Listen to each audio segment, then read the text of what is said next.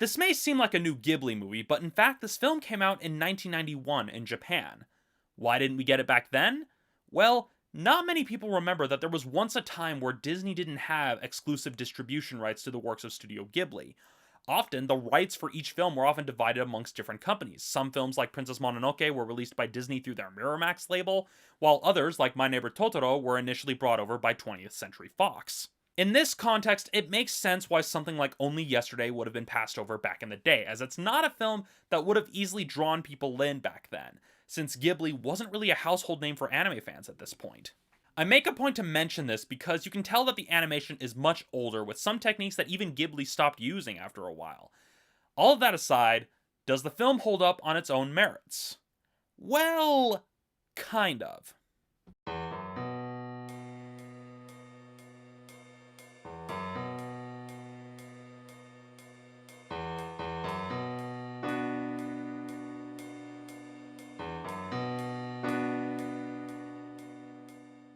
Only Yesterday is one of those films that's not really out to tell a traditional story, but rather present a character study.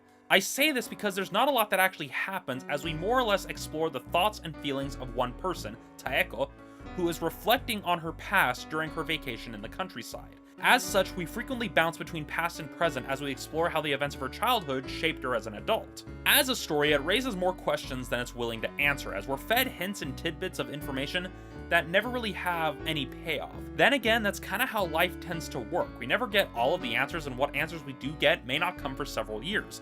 On the other hand, this approach may cause the film to feel pretty slow as it meanders from point to point. Another thing that kind of bothers me, and I don't know if this is just an aspect of the English dub, but there are times where the main character's introspective voiceovers feel a little too overt, as they spell out what the main character is thinking. Now, it isn't as bad as I've seen in other movies, but some of the dialogue here was a little too on the nose for my liking.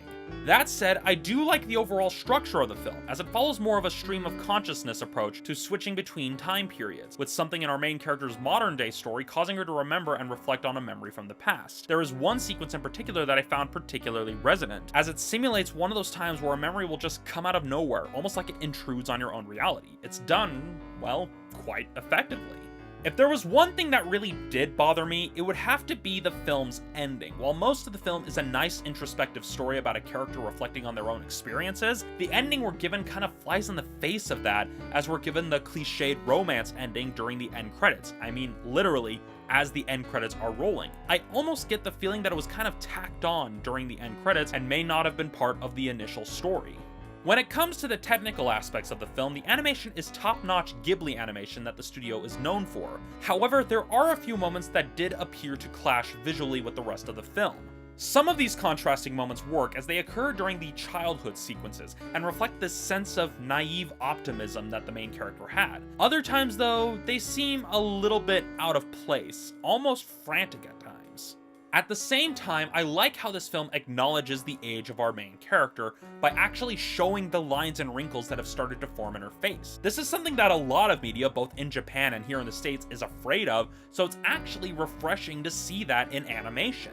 As for the English dub, it's also pretty good, with this dub taking special care to match up with the very expressive lip flaps. I was honestly surprised by that because I'm so used to anime that only barely manages to sync with the mouth flaps that when there's this extra attention paid to this detail, it feels a little weird.